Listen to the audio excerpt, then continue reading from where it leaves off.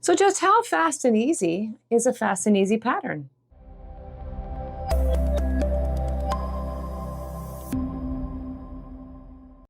So in my last video, I made some very versatile dresses. Versatile meaning I can wear a lot of different tops and sweaters over top of them. And in the bag, I had this blue paisley fabric, which I wanted to turn into Butterick 6056. And I just happened to notice on the front, it said fast and easy. So this video is probably going to be more for someone who is a beginner at sewing, as I really don't know where any of you are in your sewing journey. I really do appreciate all of you being here and for all of my new followers. The goal with my content on this channel is to help you take your skills to the next level, to be inspired and to be creative. With that being said, let's see how fast and easy this Butterick pattern really is. From this pattern, I'm going to be making view B because I do not want any buttonholes down the front, with sleeves and this cute little tab. I've actually made this pattern before. I made view A, and the reason it has buttons is because this was a skirt that I upcycled. I like it a lot, and I have worn it quite often in the summer over shorts and a tank top. What I don't like are these pockets. The way they are shaped, basically they are useless, so I'm going to add just a plain square pocket on the front. I also think that after staring at the instructions last night that I have actually sewed the sides together incorrectly, because the sides are not supposed to stick out like this. The lower side should not be sewn together so that the front and back come down into a nice point. Now before making any pattern, you want to treat it like you would a recipe and read through the description, and then decide which version you want to make. Next, you look at all the ingredients needed to make this pattern, like what fabrics work best. How much fabric are you going to need?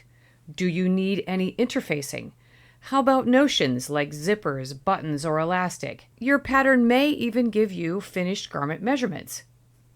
Next, you want to read through all of the instructions to see how to sew it together and to make sure you understand all of the steps. Like for instance, view B that I'm going to make has sleeves that get sewn in flat, and then you sew the sides together. So you need to be aware that when it shows you the sleeveless garment getting the shoulders and sides sewn together, that this is for view A. Otherwise, you'll be taking apart your side seams in order to sew in your sleeves. It also helps to know what your skill level is and how complicated you want to make an easy pattern. Do you want something simple that just slips over your head? Or do you want to make all of the buttonholes? I, for one, avoid them. Even though I have an automatic buttonhole maker on my machine, I don't like the way they come out, and so I avoid them. And even though I can do complicated things, today I want something simple. Something that just slips over my head. The sleeves are sewn in flat, and I only have one facing to deal with, and that's around the neck opening. And that's the beauty of sewing and how versatile it really is, and why they give you so many different options in each pattern. You get to decide which one you want to make, and if you want to make the buttonholes, then go right ahead. So the first step is to get out all of my pattern pieces and press them flat with an iron. I'm starting a timer, and yes, I will add in a couple of minutes for pressing the pattern pieces because I forgot to start the timer when I pressed them. Now, depending on how wide your fabric is will determine how you cut out this pattern. I thought I had enough fabric to cut both the front and back piece on the fold, but I did not. I had to make a copy of the back piece so I could get all the pieces to fit. This top is a back, sleeve, front piece, the front and back neck facings, pockets, and sleeve tabs. And that took about 25 minutes. Not bad. The assembly starts with applying fusible interfacing to the neck facings and sleeve tabs. Once that's done, you set these pieces aside. Steps 2 through 12 are for the pockets, which I am not going to make. I want a simple square pocket. To make mine, I am using the base pocket piece from this shirt pattern, and I'm folding under 3 sides with a double 1/4 inch turn and an inch double turn for the top. These get pinned to the front and sewn on first. And I'm sorry, I forgot to turn on my camera, so here are my pockets, and I've gone ahead and sewn the center back seam together. Now when I went to sew the front and back together at the shoulders, this is where I discovered mistake number 1. These shoulders do not fit together as one is much bigger than the other for some reason. And after checking my pattern, I figured out why, which I will explain in just a minute. For now, I am sewing the shoulder seams together and will trim off the excess from the armhole opening. And yes, I did try this on, and trimming this away will be just fine. Next, you sew the front and back neck facings together, and before I finished off the bottom edge, I wanted to check the fit at the neckline. And this is where I found mistake number 2. The back neck facing is way too small, which ties into the first mistake of the back piece being so off. Well, after thoroughly examining my pattern pieces, I realized that I have used this pattern for multiple projects over the last couple of years, and I have cut the back piece a whole lot more than the front piece. But that's okay. The way this top is cut, it fits just fine. Now, I could run over to my local fabric store and buy another Butterick 6056, as I'm sure they probably have one. But according to this, it is $17.95, and I don't want to pay $17.95 for another pattern. I can go to eBay, which I found another one, and it costs $2, plus $5.50 for shipping. But there's no time for that, as I need to get this top done today.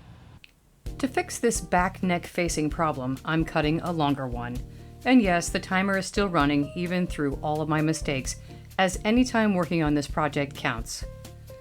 This seems to fit much better, so I'm going to serge off the bottom edge. And yes, I'm using red thread because that's what was in my serger machine, and I don't care to change it.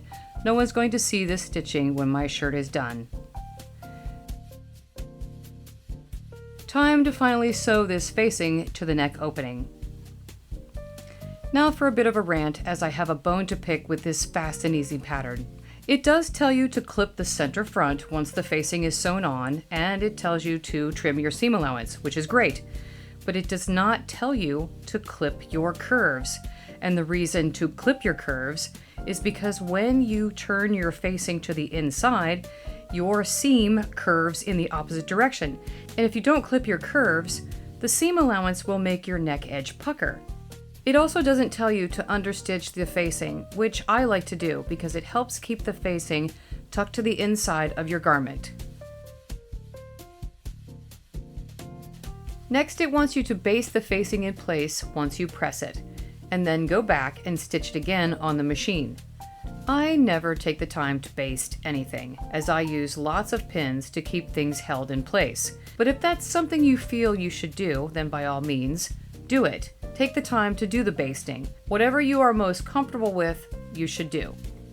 Time for the sleeves, and that starts with the sleeve tab.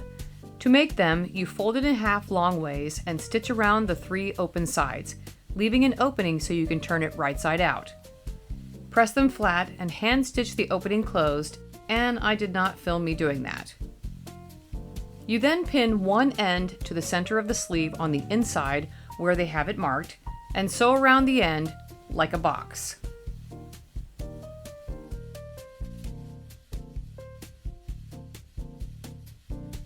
Next, pin the sleeves to the armhole opening and sew it in place. I use my serger to finish off my seam allowances, but you can sew a zigzag stitch or trim off the extra using a pair of pinking shears. Time to close up the sides by sewing the sleeve together and down through the sides.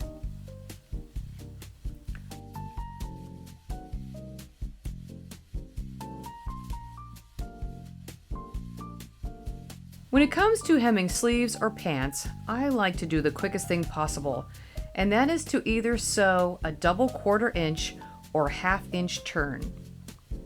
I don't measure or press it, I just fold it under and stitch it in place.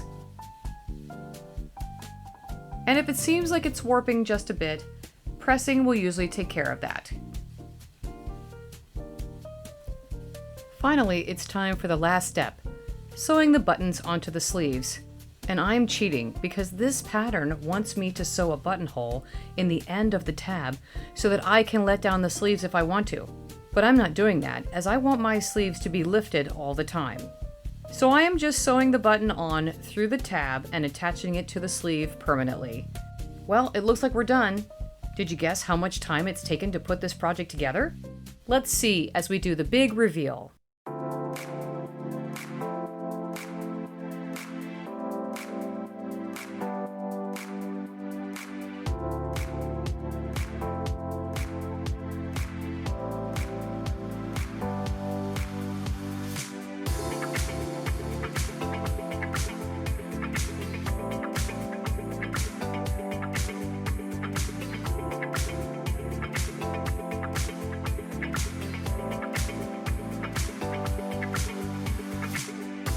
So just how long did it take me to make this fast and easy pattern?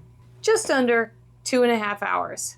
Actually, I need to add an additional 15 minutes or so, like this, because I did mess around with the layout of the pattern pieces for a good 15 minutes or so before I started my timer, because I thought I had enough fabric to cut the back piece on the fold as well as the front, but I did not, and ended up cutting it across the grain, not with the grain like you normally do.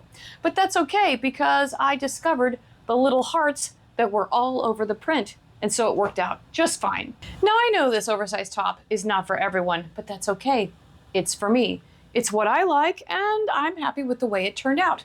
And 2 hours and 45 minutes to make this top, that's pretty good for a pattern, a fast and easy pattern, that is. Now, if you're doing the version that has the buttonholes and buttons down the front and the extra facing that goes along with it, you could probably add an additional hour's time in putting all that together. Now, with a top this large having no fit at all, I could have probably cut an extra small. I cut a small, but that's okay.